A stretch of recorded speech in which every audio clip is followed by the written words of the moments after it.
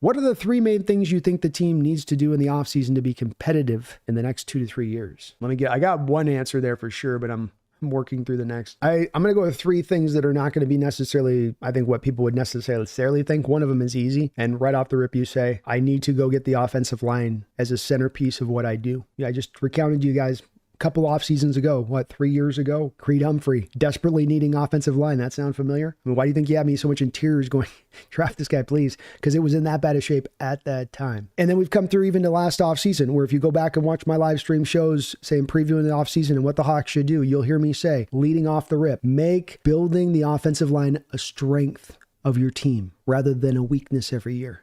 Make it the focal point, make it the centerpiece, make it priority number one. And John does not make it priority number one. It's somewhat of a priority, but he does not really address it in the way it needs to be addressed. And he just fights this tooth and nail for 10 years. It makes no sense. And he's trying to go, I think, a little bit off of his Packer background with this. Packers do a great job of drafting, but the second place that they get done on is the developmental side of it. They develop their offensive linemen. They had a whole crab technique they used for years until the NFL outlawed it, that their offensive line coach had developed. Not outlawed, but it just got called more for a penalty. And they were great at it. And the Packers developed their offensive linemen. They developed versatile offensive linemen. They also put a lot of draft capital into their offensive line every year. But we don't develop as well, and we haven't developed as well for a while. I was thinking about this the other day, and I think you can make an argument that above offensive coordinators, above defensive coordinators, the most important positional group maybe on your team might be offensive line coach. Because these guys are coming out rawer than ever, and it really gets onto your back to develop them appropriately and properly to get them ready to go. And it's a hard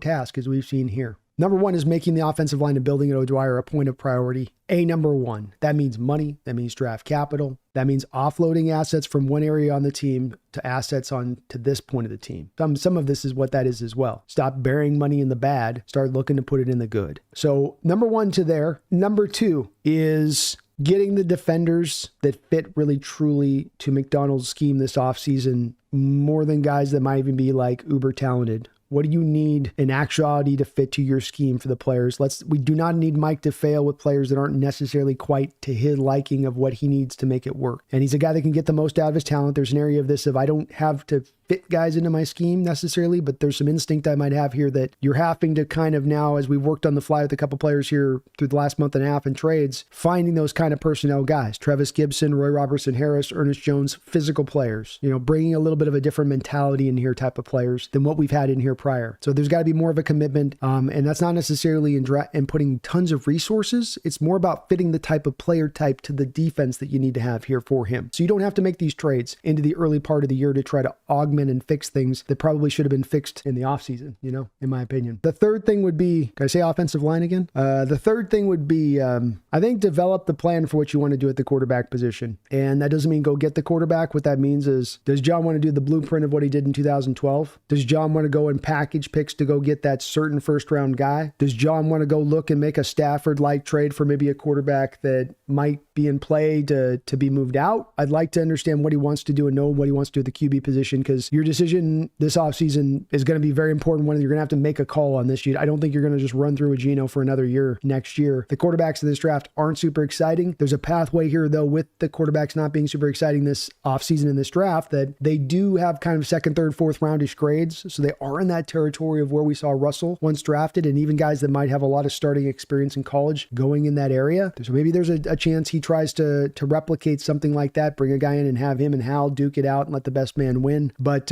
you've got to figure out where you want to be with the quarterback position. I think they've been kind of trying to see if Geno could be the guy here, / didn't really like the options or had the real guy available to them to pick that they could really want to jump on. Keeping in mind, John doesn't really want to package picks up and move in the draft. That may be a place a lot of people want to see him do eventually, but I don't think he'll really want to go in that direction, because he's never in one first round ever packaged picks and moved up in that first round. So I think that those are the three things that sit as the three most important things here as we go through into this offseason. But if I could really highlight offensive line on that, if you could just take one of those, just give me the offensive line. Just put the resources into it, man. It will benefit this team across the board if they did so.